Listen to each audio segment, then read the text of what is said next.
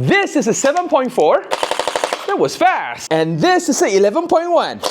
Holy moly! Hello, what is up guys, I'm your host Gordon and welcome to another Thailand Gel Blaster video. And what I got over here is the Tian Gong PDW. If you ever heard of a PDX, this over here is a longer version of the PDX. And by the looks of it, seems like the build quality is way better than the PDX. And we are gonna check it out.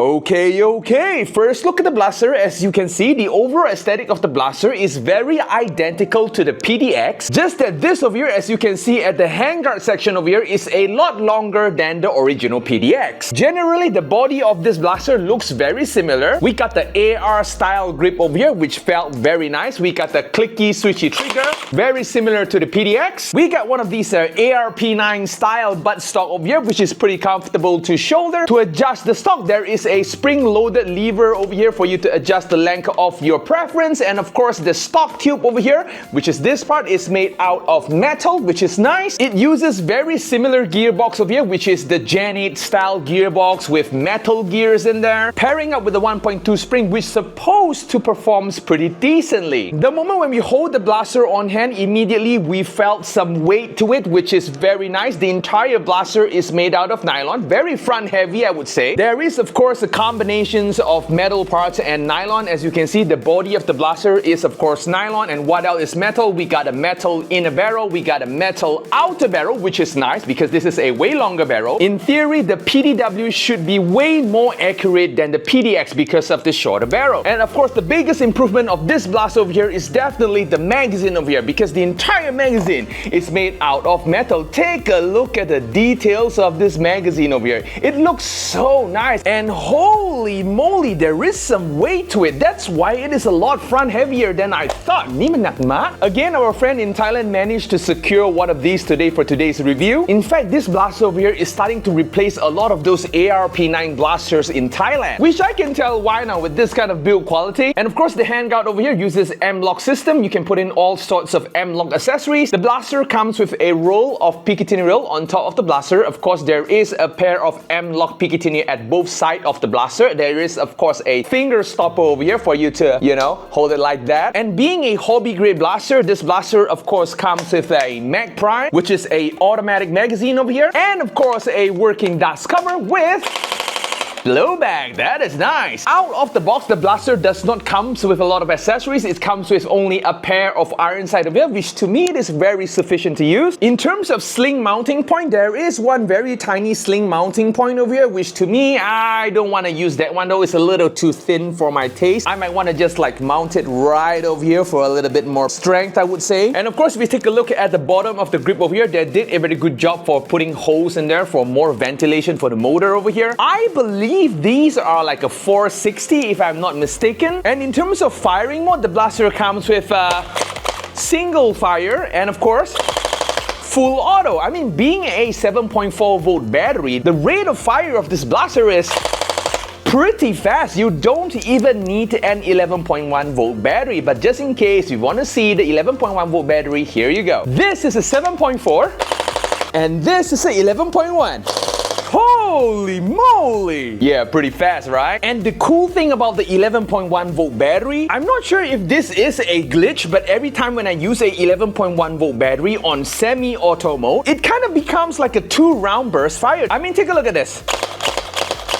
That's pretty cool, right? 2-round burst. And of course, being a performance blaster, this blaster comes with XT30 connectors, which is very nice. Oh yeah, and it comes with the battery as well, the 7.4 volt. It also comes with a anti-clockwise removable muzzle flash over here, just in case you want to put a tracer or a longer silencer or a barrel extension or a hop-up. It is definitely doable. And by the looks of it, this handguard over here seems to be a removable handguard. And not only the handguard, oh, take a look at this guy. There is is even a nylon stabilizer over here for more accuracy. And it seems like after removing the stabilizer over here, you can even remove the inner barrel over here. This thing is threaded and it is very heavy, by the way. I mean, I would say this over here is a very flexible blaster, which is very nice. It is not too long to handle in most CQB fields in Thailand, and it is not too short, which sacrifices accuracy. Everything is just perfect with this blaster over here. So moving on, we are going to test out this blaster, but unfortunately we ran out of quality hard gel. So we are going to use one of those like really bad gels, so it might affect the performance a little bit. I would say probably 10 FPS lesser than the original. So without further ado, let us go test the blaster out, shall we?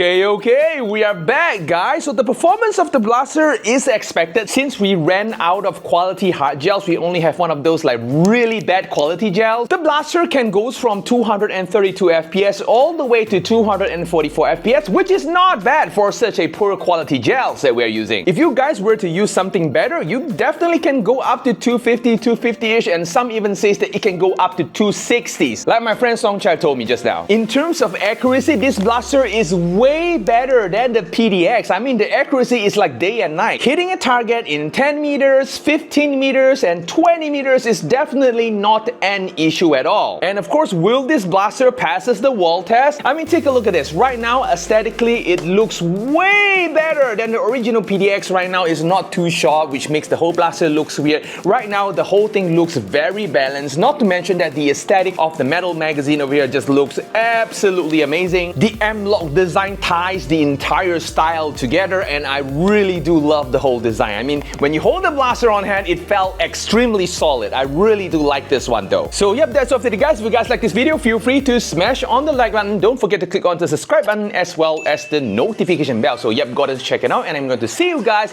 in the next video. Adios, guys.